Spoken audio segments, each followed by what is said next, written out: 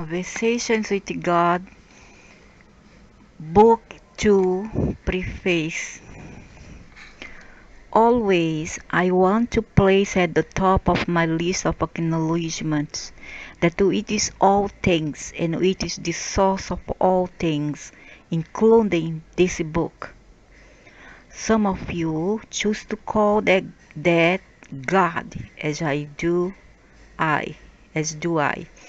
Yet, it matters not what name you give the source. It was, is, and always will be the source forever and even forevermore.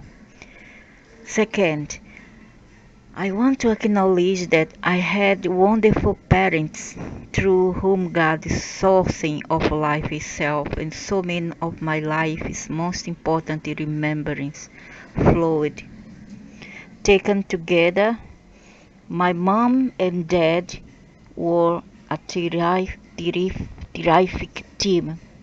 Not everybody who looked on from the sidelines may have agreed, but the two of them were very clear about that. They called each other pest and poison. Mommy said Dad was a pest, and Daddy said Mom was a poison. He could not resist. My mother, Anne, was an extraordinary person, a human of endless compassion, of deep understanding, of quiet and unending forgiveness, of seemingly limitless giving, of ongoing patience, of soft wisdom, and of an abiding faith in God, so strong that moments before her death, the new young priest who had administered to her the final rites of the Roman Catholic Church, and who was clearly nervous, came to me from her bedside trembling with admiration. My God, he whispered, she was comforting me. It is the highest tribute to Mom to say that I wasn't surprised by that. My father Alex had few of the graces of gentler beings. He was blustery, gruff. He could be embarrassingly abrasive, and there are those who say he was often cruel. Oh, poor lady, how could she took such a man? I would have abandoned him, particularly to my mother. How could she take all this abuse when we love ourselves? We don't accept this for ourselves. I'm not willing to judge him for that or anything else. My mother refused to judge or condemn him because you see, I'm sorry to say, but a woman like that doesn't respect or love herself. Quite to the contrary, praising him even with her last words. And I cannot imagine how it serves me to ignore her clear example by sinking beneath it. It's because these women come from an older generation where women were to be servile, obedient, submissive, and at a man's beck and call. They were conditioned by society and their culture to be like this. These are old generation. From the 60s or 50s onward, the decades of 50 onwards, women start to think differently. Not all, still there are those who were born in the 70s to this very decade right now, and they are not as different as those who were born between 50s and 60s decades, which were more like the time of the baby booming and when new influx of indigo were coming, and then they will start to think different during this time, post-war period. Besides, Daddy had a huge pile of enormously positive traits which my mother never lost sight. This included an unwavering belief in the in the mutability of the human spirit. But what for? For what? He do it for himself. He was a narcissist. This is a narcissist trait. For what? He has all this if he doesn't have love, unconditional love for the others. For what? In the deep clarity that conditions which needed to be changed were not changed by complain about them, but by leadership. When you leadership, when you lead, you want to lead the other, you want to rule over the people. That's the problem with such narcissistic traits and personalities. He taught me that I could do anything I set my mind to. He was a man upon whom his wife and family could and did depend until the very end. He was the absolute embodiment of loyalty, of never being a fence-sitter, but always taking a stand, of refusing to take no for an answer. Especially so from a woman. Okay, now I want to rape you. No, I don't want. I'm menstruating or I have headache. Doesn't matter, woman. Just remove this panties and then open thy legs. Is it like that? Huh? Where he's known from for answer functioned, which defeated so many others from a word which defeated so many others. His mantra in the face of even the most overwhelming odds was, there's nothing to it. I said that mantra in every challenging time of my life. It worked every time. It's the highest tribute to that to say that I wasn't surprised by that. Between the two of them, I felt challenged and called to a place of supreme confidence in myself and unconditional love. No wonder you took after daddy. It's like the sins of the father revisited upon the son and unconditional love for everyone else. What a combo. In my previous book, I acknowledged some other members of my family and circle of friends who have made an enormous contribution to my life and still do. I want to include now two special people who have come into my life since the first book was written and have made an extraordinary impact on me.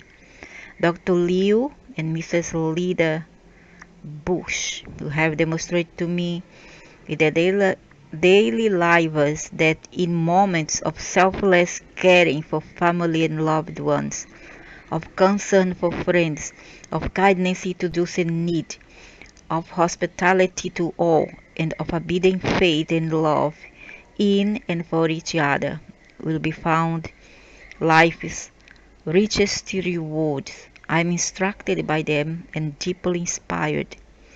Also in this space, I wish to acknowledge some of my other teachers, special angels sent to me by God to bring me a particular message, which I'm now clear it was important for me to hear. Some of them touched me personally, some from a distance, and some from a point on the matrix so far away that they don't even know at a conscious level I exist. Still, their energy has been received here in my soul.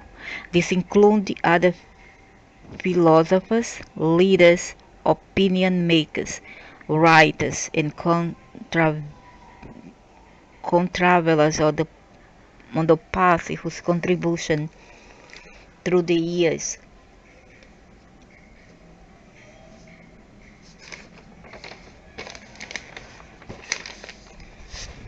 to the collective consciousness have helped create a treasury of wisdom which comes from and therefore constitutes the mind of God.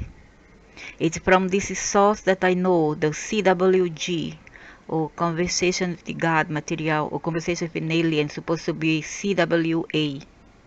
Change that. Material has come. I see again as a dedicated book 2 in this trilogy that this work is a culmination combination of everything I have ever known, been told, found myself exposed to or understood before, brought to a new level of accessibility through the device of this latest and a lifelong series of conversations I have had with an alien God, in many forms and truth. There are no new ideas in the universe, merely restatements of eternal truth. In addition to this general thanks to all of my teachers, I wish to acknowledge the following particular individuals for their gifts to my life.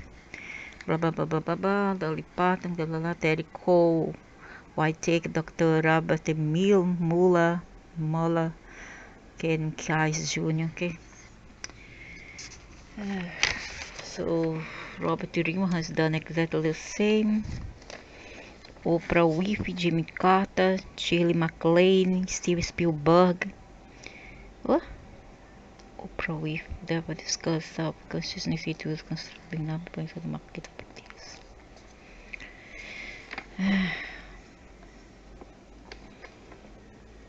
Introduction.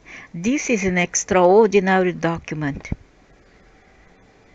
It's a message from God, and in it God suggests a social, sexual, educational, political, economic, and theological revolution on this planet, the likes of which we have never seen and seldom imagined.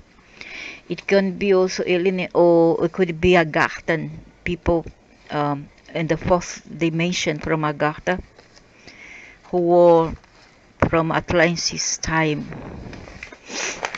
They are not God at all. They are just creatures like us, and seldom imagined. So, political, economic, and theological revolution on this planet. Okay, this is an extraordinary document. It's a message from God, and it God suggests a social, sexual, educational, political, a sexual anarchy, not enough in the 60s, is it? Economic and theological revolution on this planet, the likes of which we have never seen and seldom imagined. The suggestion is made within the context of our own stated desires as the planet's inhabitants. We have said that we choose to create a better life for all, to elevate our consciousness. A better life for all is not to have sexual liberation and anarchy, and be cheap and create children to tomorrow be so revolted, so angry, so resentful that they'll start to go wayward. For what? To seek a newer word. God will not condemn us no matter what we choose. But if we choose this, He's willing to show us the way. She will not force us, however, to take her suggestions. Not now. Not ever. I find the words in this book are once captivating, disturbing, challenging, uplifting. They are captivating in that they catch my breath with a scoop and sweep off their reach.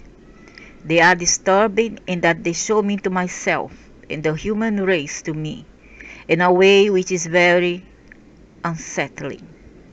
They are challenging in that they put the dare to me as no one and nothing ever has before. Though dare to be better, though dare to be bigger than I have been, the dare to be the source of a world in which anger, petty jealousy, sexual dysfunction. What's sexual dysfunction? Not choose to have sex and be celebrated. Is it what you mean? This is the sexual dysfunction you're talking about. So the sexual normalcy as per you all is what? Anarchy? More children be born? Huh? And a be left out there, thrown in the garbage. Dysfunctional kids tomorrow be a delinquent. psychopaths, etc. For what? Economic inequity, educational tomfoolery, social inequality, and political secrecy, chicaneries, and power plays are never again part of the human experience. Sex must be taken with respect. It's love, respect, commitment, responsibility. Without it, it become an anarchy, uh, a distraction of the human morals. It lowers us to the level of an animal. Lowers the lowest animals, not even animals. I'm sorry, the animals, because I love animals. Sorry, sorry. It's not about the animals. It's lower demons level. Okay, because animals only mate when necessary to breed. Not human. The human do it for fun, for nonsense, for debauchery, for anarchy, for vile, cheap pleasure. They are uplifted in that they hold out the hope that all this is possible. Can we really build such a world? God says yes, and that all it takes is for us to really choose to do it. This book is an actual dialogue with God. It's not God, man. It's either Agarthan or Luciferians or aliens. Which would be the same category. It's the second in a series of 3 books capturing a conversation with deity which has lasted well over 5 years and continues to do to this very day. You may not believe that this material has actually come from God. I don't, because there's no God. God is atoms for me. And I have no need for you to. Good, because I don't. What is important to me is only whether the material itself has any value, brings any sight, produces any awakening, sparks any renewed desire, or promotes any fruitful change in our day-to-day life on earth. God knows something has to change. We can't keep going on as we have been. Of course, because they like to change. They are bored, man. They are bored, so they have to change timelines. Do you understand now? I hope that you read this, because I want you to. That's all you have dealing with was aliens. The conversations with Alien Gods trilogy begin when book 1 of this series was released in May of 1995. The book dealt with mainly personal concerns and changed my life. It changed a lot of lives. Within weeks, it became an astonishingly fast seller, with distribution reaching amazing levels. By the end of its fourth year, it was selling 12,000 copies a month and rising.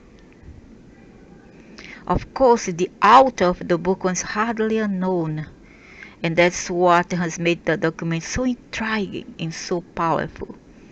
I have been deeply grateful to be part of this process, the process by which some great truths are being remembered once again by thousands of people. I'm personally pleased and very happy that so many have found value in the work. Now I'm going again rectify and correct something. If it is not from Agarthan, okay, it's from Jehovah. It's from the Yahweh, which is in Leo, and Leo is in Anunnaki. He's Enki, the black dragon, half brother. Alright? And maybe they make part of the Elohims, I don't know. Maybe. Who knows? So it's him. And then this one might be one of his so-called angels, who is not human at all.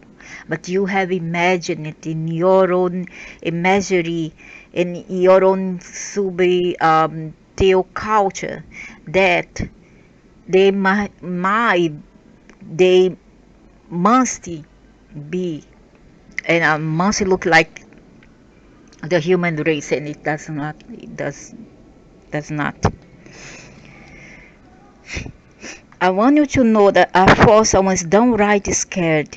It occurred to me that others might think I was crazy, suffering delusions of grandeur, or that if they did believe the material to have been inspired by God, they would then actually follow the advice. And why was I afraid of this? Simple. I knew that everything I had written could be wrong. Correct. I understand. Then the letters began arriving. Letters from people all over the world. And then I knew, deep inside I knew, this was right. This was exactly what the world needed to hear. At exactly the right time. I started to read this by 1999, close to the 21st century. That was what triggered this trilogy. Um, Triggered my awakening, but not fully yet, but just to get me out of my condition and my hologram, my religion's hologram, and how I then I viewed um, society and family life and all that, and um, I must confess that it was not easy for me. It was not easy. I had a headache for about 1 week, and this person who unfortunately married with me, he's a Muslim, and he would say that this is from the devil, this material. And what he did, he threw away the books that I have bought. He threw it away. He did away with it.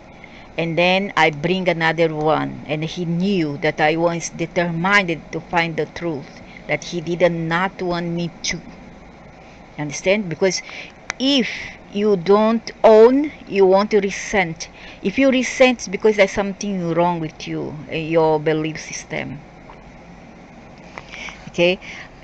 Then I bring this book to myself not because I want to change others, but because I want to change myself.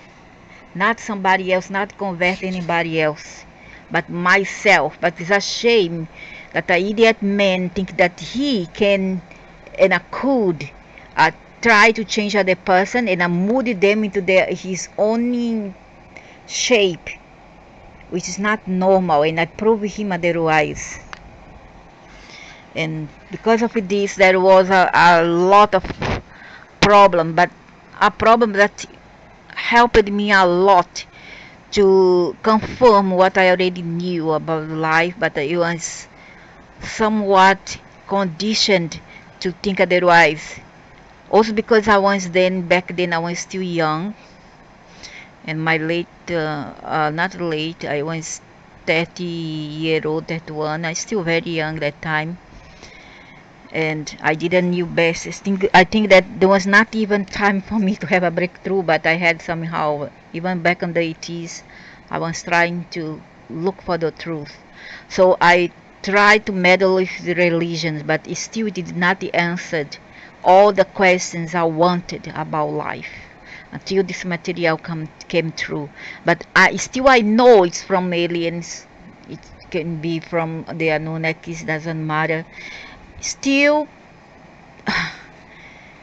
it helped many people to confirm and to sustain and to support what they already knew about all these things that we follow blindly, which is inside a bubble, a box, all already made up for us without question, all served for us inside a box. And so when we open that we dare to open up that box and I think outside of it, then you start to think differently, like I did.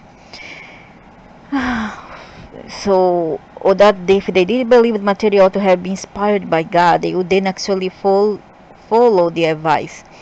And once afraid of this, simple, I knew that everything I had written could be wrong. So then the letters began arriving, letters from people all over the world, and then I knew, deep inside I knew this was right. This was like exactly what the world needed to hear at exactly the right time. Of course, there is no right and wrong except within the relative experience of our existence. So, what I know myself to mean is that the book is right on given who and what we say on this planet we want to be. Now, along comes book two, and I notice I've gone into fear all over again. This book deals with large aspects of our individual lives, as well as geophysical and geopolitical considerations of worldwide implication. As such, this volume will contain, as I suspect, much more with which the average reader may disagree. And so I'm afraid. This man is a coward. Why must be afraid, man? Just do it. Go ahead. If you start something, don't give up. I'm afraid you won't like what you read here. I'm afraid that you will make me wrong. You care so much what other people think. For some of it, I'm afraid that I will stir up a hornet's nest, kicking up a storm, make waves, and once more, I'm afraid that everything here could be wrong. Hello, you're not an Asian man, you are in the West, so what you care? What did you care? What should you have cared? Certainly, I should know better than to have these fears. After all, hadn't I read my own first book? Well, there you have it. My humanity again, you see. It's not my goals making these transcriptions public to shape people up. I wish only to honestly and forthrightly pass on to you what God has communicated to me. In answer to my questions, I promised God I would do that to make public these conversations, and I can't break that promise. You can't break your promise either. Obviously, you have made a promise to allow all of your thoughts, ideas, and beliefs to be continually challenged. Clearly, you have made a deep commitment to continually grow, awake. Only a person with such commitment would pick up a book like this. To me, yeah, I wanted to change, even though I was still young back then. I wanted to change, and I was not satisfied with the things I saw around me. Too much hypocrisy, too much dictatorship, and I couldn't take it. And I wanted more answers to the life I was seeing around me. So it seems we are in this together, and there is nothing to fear. We are what we are, and we do what we do as a result of that. And all we have to do is stay true to that, and there is nothing to fear. What I now see that I guess I've known all along is that we are messengers. You and I. If you want, I wouldn't be writing this, and you certainly wouldn't be reading it. Yeah, but the fanatics would say that there could only have been some messages, and that they have gone already thousands of years ago. You know what I mean? Because they don't think outside the box. They are conditioned to stay inside their box. We are messengers, and we have work to do. First, we have to make sure we clearly understand the message we've been given in the CWG books. Second, we have to integrate the message into our lives so that it becomes functional. And third, we have to carry the message to others, bringing its truth to all those whose lives we touch by the simple and exquisite device of our example. I'm glad you have chosen to take this journey with me. It's much easier and much more fun with you than without you. Let's walk together now through these pages. It could be a little uncomfortable now and then. Not like book one. Book one was God's embrace, a big warm hug around the shoulders. Book two is God's equally loving but more gently jarring shake of the shoulders, a wake-up call, a challenge to move to the next level. There is always a next level, you know. Your soul, which came here for the richest experiences, and not for learn, but to experience. For life is not a school, but a library, okay? A library or a farming of experience. So there's always a next level. So your soul, which came here for the richest experience, not the poorest, the most, not the least. Would like you not to rest. And while the choice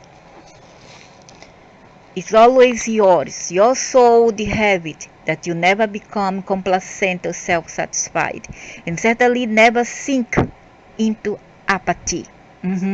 For there is too much to change in your world, correct? Too much. Economic, politics, social aspect, and personal as well.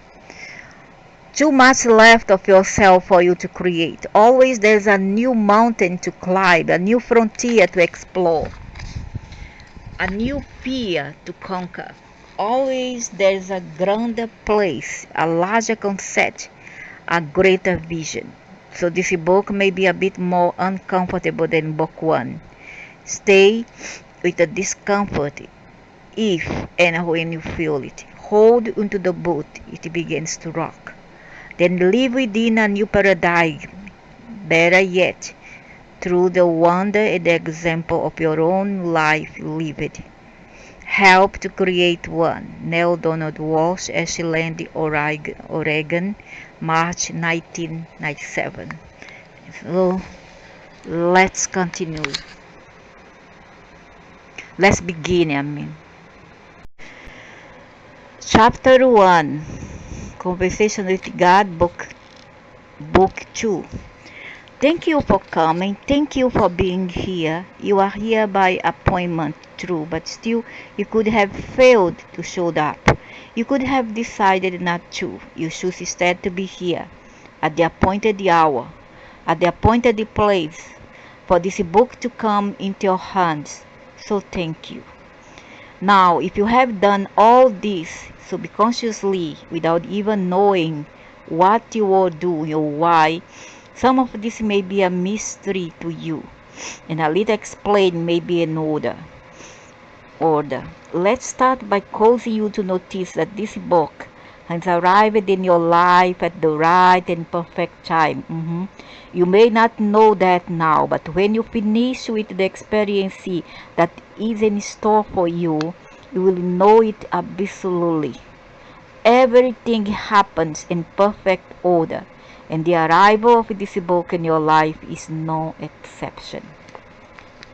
What you have here is that for which you have been looking, that for which you have been yearning for a very long time, except those who are still sleepwalking, regardless of their age group.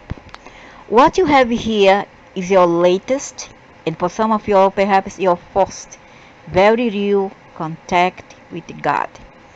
This is a contact, and it is very real. God is going to have an actual conversation with you now through me. I wouldn't have said this a few years ago. I'm saying it now because I have already had such a dialogue, and I therefore know that such a thing is possible. Not only is it possible, it is happening all the time, just as this is happening right here, right now.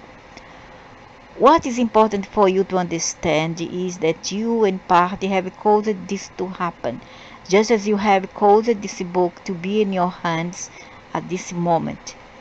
We are all at the cause in creating the events of our lives, and we are all co-creators with the one great creator, and producing each of the circumstances leading up to those events.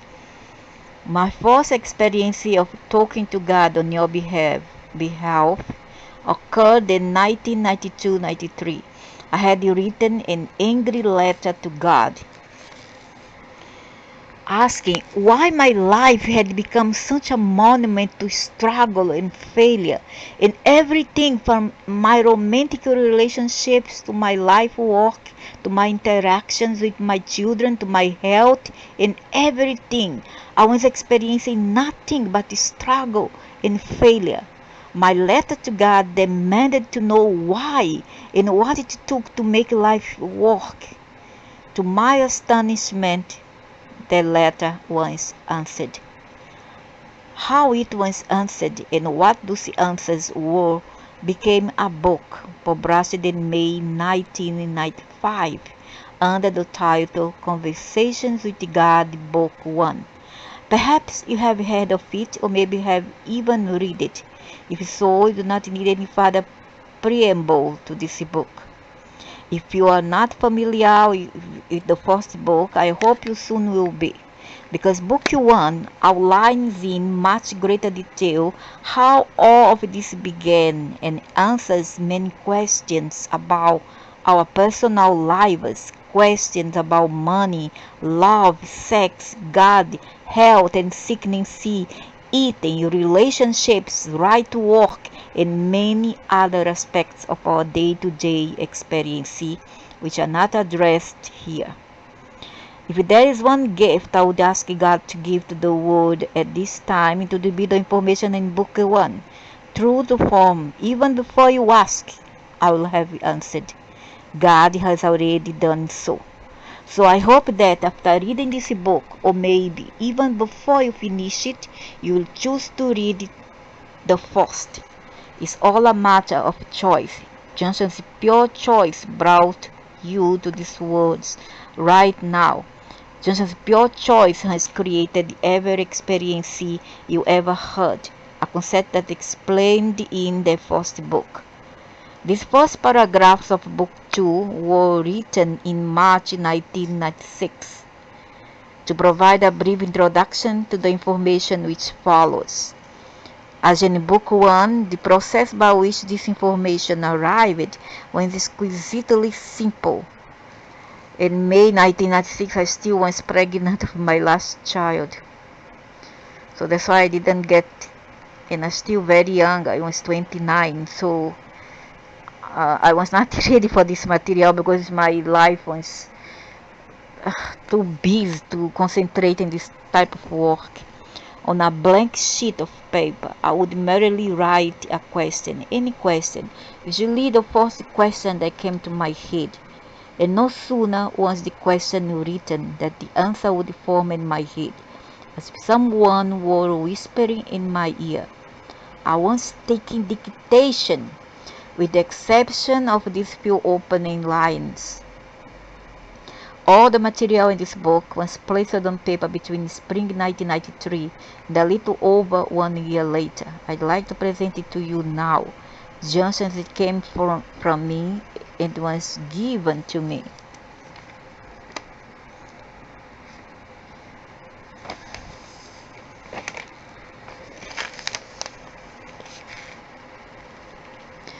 And it is the Sunday 1993. And as I instructed, I'm here. I'm here, pencil in hand, writing pad before me, ready to begin. I suppose I should tell you God asked me to be here. We had a date. We are to begin. Today, Book 2, the second in a trilogy which God and I and you are experiencing together. I have no idea yet what this book is going to say, or even the specific subjects that will touch upon. That's because there is no plan for this book in my head. There can be. I'm not the one deciding what's going on to go into it. God or an alien is. On Easter Sunday 1992, 1 year ago today, God began a dialogue with me. I know that sounds ridiculous, but it's what happened. Not long ago, that dialogue ended. I was given instruction to take a rest, yeah, um, to absorb all the information passed on and to digest it better. But told you also that I had a date to return to this conversation this day. You have a date too. You are keeping it right now. I'm clear that this book is being written not only to me, but to you through me, or for you through him. Apparently, you have been looking for God and for a word from God for a very long time. So have I. Today we shall find God together. That's always the best way to find God, together. We shall never find God apart.